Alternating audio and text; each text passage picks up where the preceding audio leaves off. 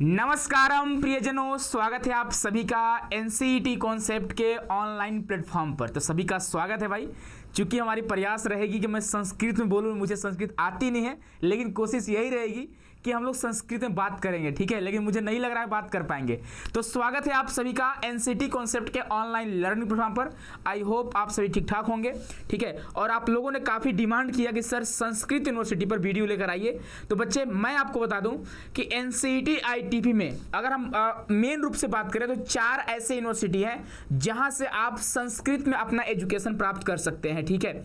और यहाँ पे जो आपका एलिजिबिलिटी क्राइटेरिया है वो संस्कृत वाले बच्चों को ही मौका देते हैं, और कट ऑफ जो होता है काफी कम जाता है। इस बात का ध्यान रखिएगा। कट ऑफ के बारे में बात करेंगे, इससे पहले ही बात कर चुके हैं। हॉस्टल मिलता है कि नहीं मिलता है, फी कितना लगता है, क्राइटेरिया क्या है यहाँ पे एलिजिबल का, है ना। बाकी सेमेस्टर एग्जाम की सारे के हम लोग डिटेल में जानेंगे, ठीक है। और जो बच्चे नए होंगे चैनल पे, चैनल को सब्सक्राइब कर लीजिएगा, बेल आइकन को प्रेस कर लीजिएगा, क्योंकि आप सभी को पता होगा एनसीईटी कॉन्सेप्ट एनसीईटी आईटीपी से रिलेटेड सबसे सटीक जानकारी सबसे पहले आप तक पहुंचाती है, ठीक है।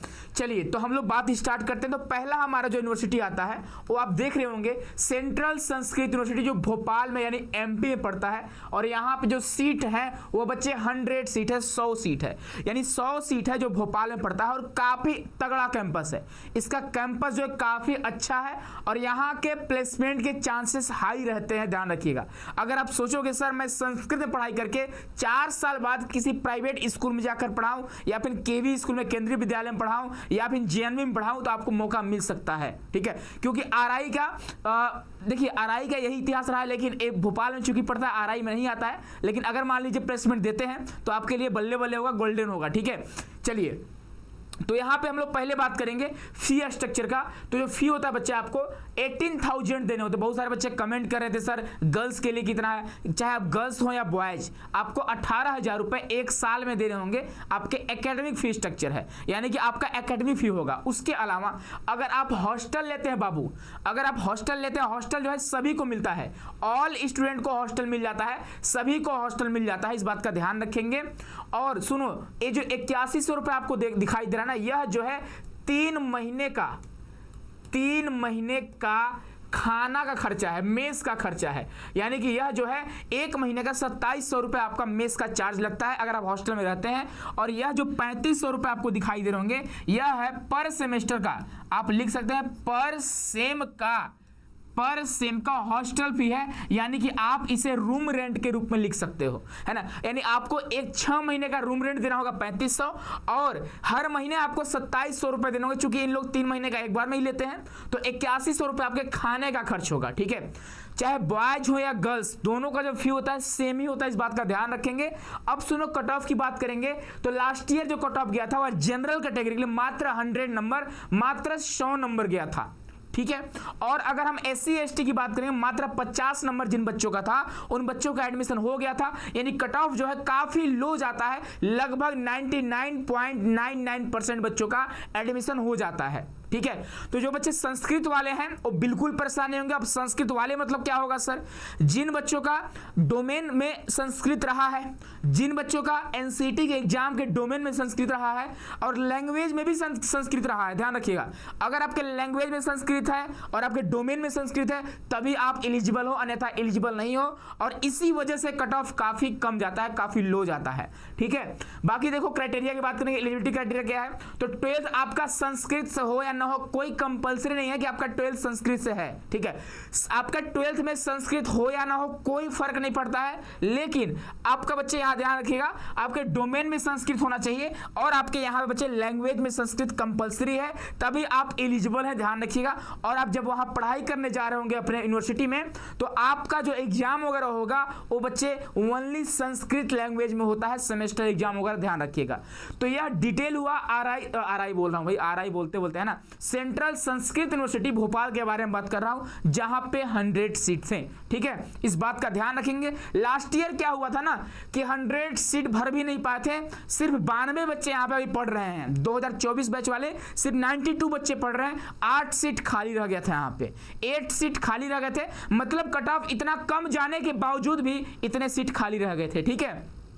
चलो आगे बढ़ेंगे। तो यहाँ पे नोटिफिकेशन जारी करा हुआ है एकदम डिटेल में, किसने जारी करा हुआ है तो सेंट्रल संस्कृत यूनिवर्सिटी जयपुर जो आपका बच्चे राजस्थान में पड़ता है, ये भी काफी एकदम तगड़ा यूनिवर्सिटी है, कैंपस भी इसका काफी तगड़ा है। और यहाँ पे जो सीट है, यहाँ पे 100 सीट है, और जो कोर्स प्रोवाइड करती है सेकेंडरी स्टेज का कोर्स प्रोवाइड करती है आपका सेंट्रल संस्कृत यूनिवर्सिटी जयपुर। ठीक है, अब यहाँ पे देखिए इन्होंने बता रखा है कि online application for national common entrance test admission चालू हो चुका है। ठीक है, इनका 24 फरवरी का ही नोटिस है। ठीक है, under national common entrance test कुछ खास नहीं बताया है, ये बताया हुआ है कि teacher education programme in the following 3 campus of central Sanskrit university, यानी सेंट्रल संस्कृत यूनिवर्सिटी के 3 कैंपस हैं। कितने कैंपस हैं? सेंट्रल संस्कृत यूनिवर्सिटी के 3 कैंपस हैं, और पहला कैंपस आपने देख लिया भोपाल जो एमपी में पड़ता है, और दूसरा कैंपस आपका राजस्थान का है, और तीसरा कैंपस जो है ना वो केरला में है, जिसे आप central Sanskrit university Guruvayur campus बोलते हो, त्रिशूर बोलते हो, जो कि केरला में स्थित है। इंडिया में टोटल 3 ही है जो सेंट्रल यूनिवर्सिटी आपको आईटीपी का कोर्स प्रोवाइड करते हैं। ठीक है, at the outset the candidate must ensure that he or she is aware about the program he wants to be admitted and wants to admit in the listed campus, यानी जो campus दिया हुआ है where their program is available. The detail of the UG program scheduled for Central Sanskrit University are following. UG में ही आपका BA भी रहता है, ध्यान रखिएगा, है ना। अब ये मत समझना सर CUT UG की बात कर रहा है, ऐसा नहीं है। यहाँ पे देखोगे प्रोग्राम का नाम दिया है BA BEd विथ स्पेशलाइजेशन इन संस्कृत। आप संस्कृत में यहाँ से BA BEd कर रहे होंगे। सुनो अब क्या क्या आपका होना चाहिए। BA BEd with specialisation of Sanskrit 4 year integrated teacher education programme के लिए लैंग्वेज 1 में आपका संस्कृत कंपलसरी है, यहाँ पे दिया है इन्होंने। लैंग्वेज 1 में कंपलसरी होना आवश्यक है। कोड दिया है 220 नंबर कोड कंपलसरी है। अगर आपने एग्जाम दिया है एनसीटी में 220 नंबर कोड संस्कृत का, तभी एलिजिबल हो, अन्यथा एलिजिबल नहीं हो। साथ ही साथ अदर लैंग्वेज, दूसरा लैंग्वेज कोई भी ले सकते हो, कोई दिक्कत की बात नहीं है। ठीक है, अब सुनो डोमेन सब्जेक्ट की बात करेंगे तो सब्जेक्ट 1 में आपका संस्कृत कोड 325 यह आपका होना चाहिए 325, तभी आप एलिजिबल हो, अन्यथा एलिजिबल नहीं हो, ध्यान रखिएगा। ठीक है, और सुनो सब्जेक्ट 2 सब्जेक्ट 3 में कोई भी आप सब्जेक्ट ले सकते हैं संस्कृत के अलावा, है ना। यानी लैंग्वेज में भी संस्कृत होना चाहिए और आपके डोमेन में भी संस्कृत होना चाहिए, तभी आप एलिजिबल हो, अन्यथा एलिजिबल नहीं रहेंगे। और उसके अलावा आपका टीचिंग एप्टीट्यूड मैंडेटरी सेक्शन है, आप एक भी क्वेश्चन अटेम्प्ट किए होंगे तभी एलिजिबल हो। और कुछ बच्चे बोलते हैं सर हमने क्वेश्चन अटेम्प्ट नहीं किया, कुछ सब्जेक्ट छोड़ दिया, अगर छोड़ दिए तो ये भी आपको छोड़ने वाला है, आपका एडमिशन नहीं होने वाला है। ठीक है, यहाँ पे तो पॉसिबल ही नहीं है, भले सीट खाली रह जाए कोई दिक्कत की बात नहीं है। बाकी जनरल एबिलिटी भी आपके लिए मैंडेटरी सेक्शन है। अब सुनो परीक्षार्थी वही परीक्षार्थी के बारे में दिया हुआ है। ठीक है, उत्तर मध्य वेद विभूषण हायर सेकेंडरी पास पर कुछ दे दिया है, यानी कि आपका 10th प्लस होना चाहिए। आपका क्या होना चाहिए? आपका 10+2 यानी 12th पास होना चाहिए, है ना। चलिए, या फिर आप इन सब में डिग्री प्राप्त किए हों, है ना। क्या लिखा भाई? परक शास्त्री, है ना, यही कुछ है, संस्कृत यही सब्जेक्ट है। बाकी उत्तर माध्यम वेद विभूषण, अगर आप लोगों ने ए भी किया हुआ है जो कि इक्विवेलेंट एग्जाम है 10+2 के, तब भी आप एलिजिबल हो, अन्यथा बहुत सारे बच्चे 10 प्लस होते हैं, 10+2 प्लस होते हैं। ठीक है, यानी 12th पास होते हैं, कोई दिक्कत की बात नहीं होगी। अब सुनो, यहाँ का भी फीस स्ट्रक्चर 18,000 पर ईयर है। स्कॉलरशिप मिलता है 1,200 रुपए पर मंथ मिलता है स्कॉलरशिप, लेकिन इसके लिए आपको एक बच्चे आपको 75% प्लस आपको प्रेजेंट वहां पे होना पड़ेगा, यानी कि आप जब क्लास करने जा रहे होंगे तो 75% प्लस आपका अटेंडेंस होना चाहिए, तभी आपको स्कॉलरशिप मिलेगा, नहीं था नहीं मिलेगा। कट ऑफ काफी लो जाता है, लगभग सबका एडमिशन हो जाता है और यहाँ पे पंडित बनाया जाता है। ठीक है, यहाँ पे आपको शास्त्री में ज्ञान दिया, शास्त्री वगैरह कुंडली वगैरह देखने मतलब कुंडली कैसे देखोगे आपको सिखाया जाता है, और बाकी दर्शन फिलोसफी वगैरह पढ़ाया जाता है। ये सारी चीजें आपको इन्वायरमेंट के बारे में पढ़ाया जाता है। ठीक है, यानी जो एक पंडित काम कर लेता है वही काम आपको यहाँ पे सिखाया जाता है ना। सुनो आगे देखोगे, एक और यूनिवर्सिटी है जो अभी हमने बात किया था, ये आपका नेशनल संस्कृत यूनिवर्सिटी है, सेंट्रल संस्कृत यूनिवर्सिटी नहीं है। ये आप देखोगे सेंट्रल संस्कृत यूनिवर्सिटी है, और यह जो आपका नेशनल संस्कृत यूनिवर्सिटी है ना, ये भी आपको बच्चे आपका कोर्स प्रोवाइड करता है, लेकिन इसके लिए भी डोमेन में आपका संस्कृत होना चाहिए और लैंग्वेज में भी आपका संस्कृत होना चाहिए। 12th में भले नहीं हो, लेकिन आपका एनसीईटी के एग्जाम में होना चाहिए, तभी आप एलिजिबल रहेंगे। यहाँ पे सिर्फ 50 सीट है।